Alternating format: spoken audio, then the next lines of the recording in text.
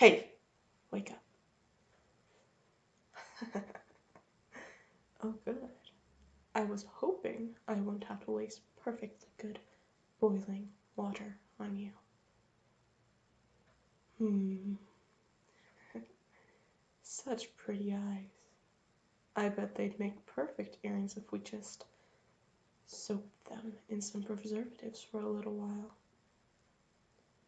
I bet I could win any costume party with those beautiful little ones dangling from my ears. Better than these plastic spider webs, anyway.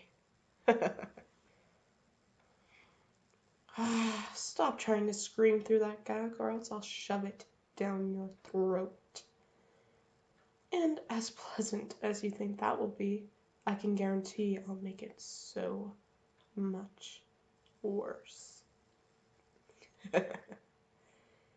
You act as though this is my first rodeo. No, not at all.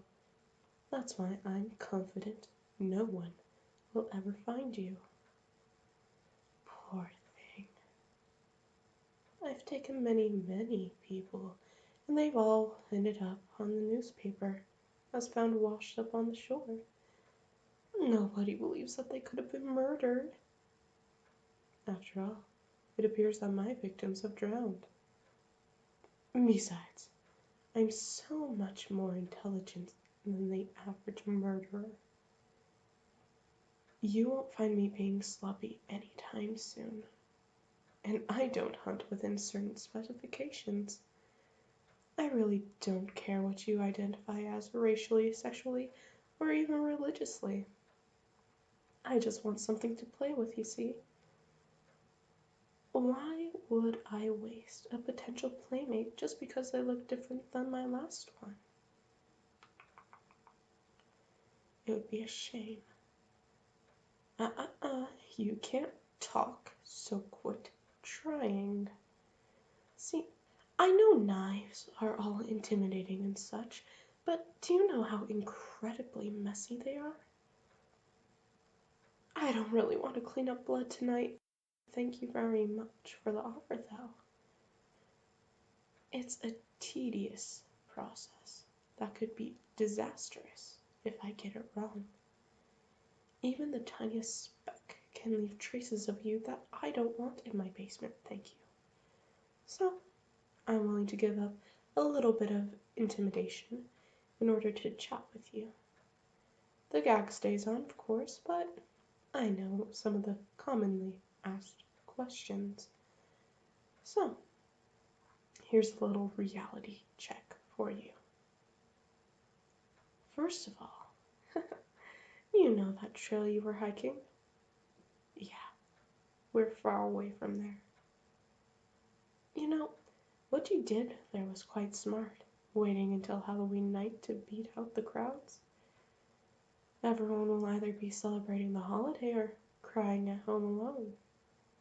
If only there weren't people like me out there. Some would even say monsters like me. But aren't all monsters just humans with a broken moral compass? Anyway, you could have traveled here specifically for the scenery. I know the trail boasts itself of being very beautiful this time of year. Or perhaps you simply just don't like crowds, and this was your only chance to hike a trail with very little people. Well, if it is the latter, I can make sure you never see a crowd again.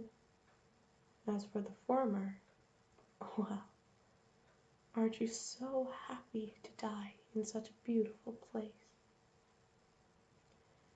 Ah, yes, the questions. That was a little bit of a non sequitur, but there's really no need to squeal like a pig.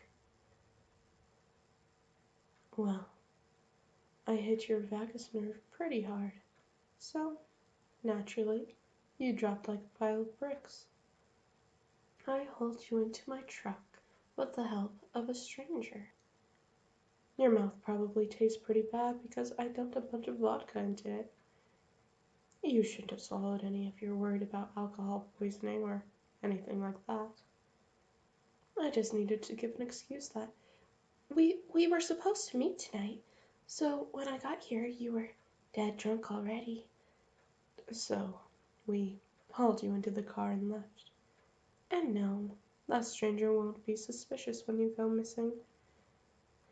After all, I'm probably going to keep you here for a few days, and when you wash up on a riverbank.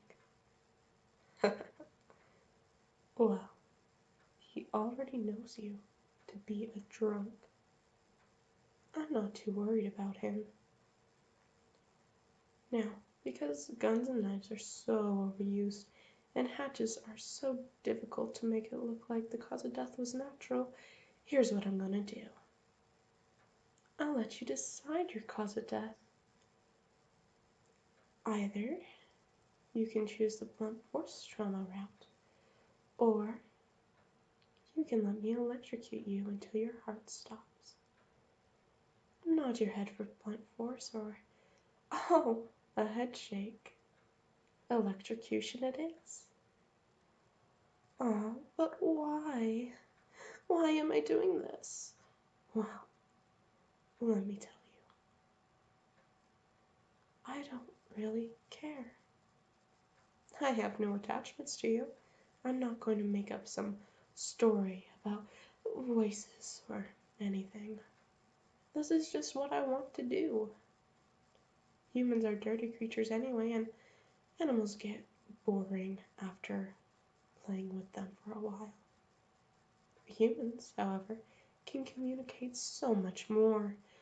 They are such good little puppets, and there's really endless possibilities of what I can do with you.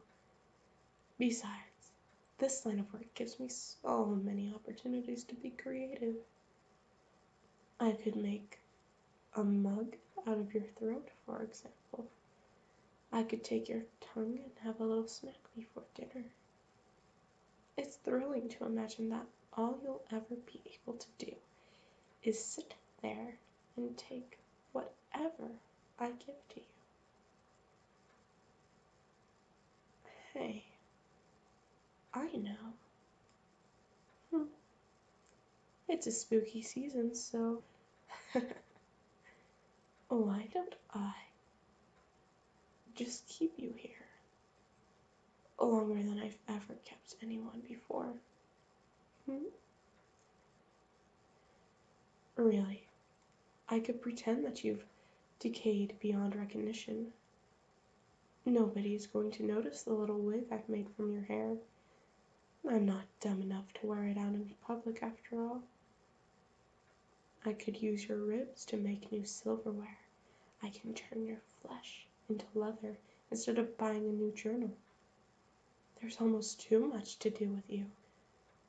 But, like I promised, I'll make sure to keep our deal. You won't die until I fry you.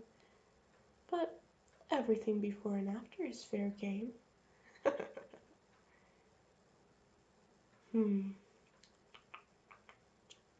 The only problem is the meat.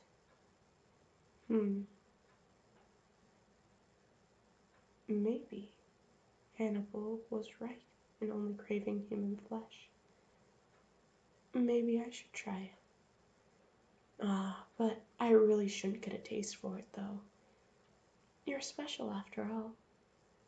I don't want to get too greedy and start treating everyone like you. After all, you're my Halloween catch. I deserve a little treat, don't you think? Who cares if it's at the expense of tricking you? Now, stop squirming.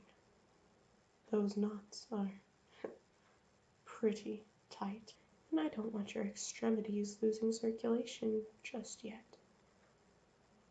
Calm down. It's just death. There's nothing to be afraid of. Well, the torture bit would frighten someone like you, I'm sure, but after you're dead, well, none of that will matter. You'll be begging me to sate my desires, to end you long before I grow tired of you. Ah, can you just picture how beautiful it will look when I turn your teeth to flour? Oh, not to be cliche or anything, but I do think you deserve a little comfort before I start tearing into you. Aren't I so merciful? Remember this, darling, in the depths of your despair, because every day from now on will bring a new horror. Happy Halloween, my lovely.